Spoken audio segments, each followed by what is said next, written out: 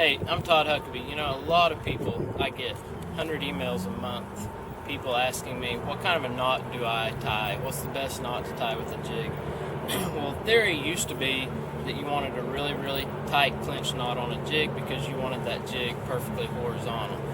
Well, everybody that crappie fishes knows how many bites they've missed where that crappie just hits it so hard and you miss them. And the reason why is probably because of that knot and it being horizontal. Crappie always come up to eat.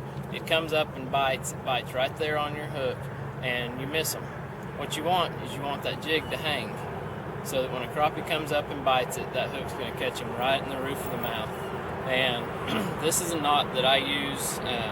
There's a lot of different loop knots. This one's really, really simple. I'm going to show you how to tie one first, and then I'll show you how to tie two. For one jig, you just pull out about a foot to 14 inches. You hold this jig in your left hand.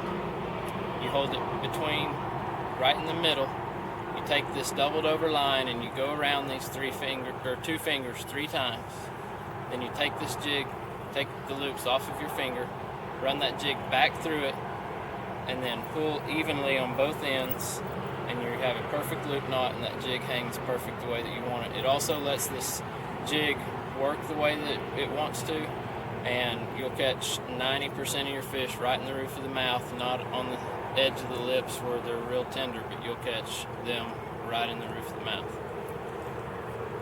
To tie 2 jigs, which a lot of people use 2 jigs, especially when they're trolling, what you want to do is tie the loop knot on both of them.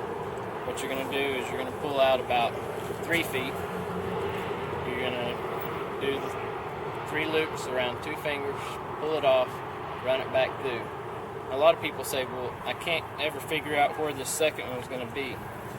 So let me show you how to figure that out exactly. What you want to do is once you run this through, and all I'm doing is run it through that eye, doubling it over, wherever you start is where that jig's going to be. So if you want them this far apart, start right there, run it 3 times, and even though it looks really close right here, once you run that through there and you pull it back down, that's where they're going to end up. But I hope this knot helps you. I guarantee you it'll catch you more fish that actually bite your jig.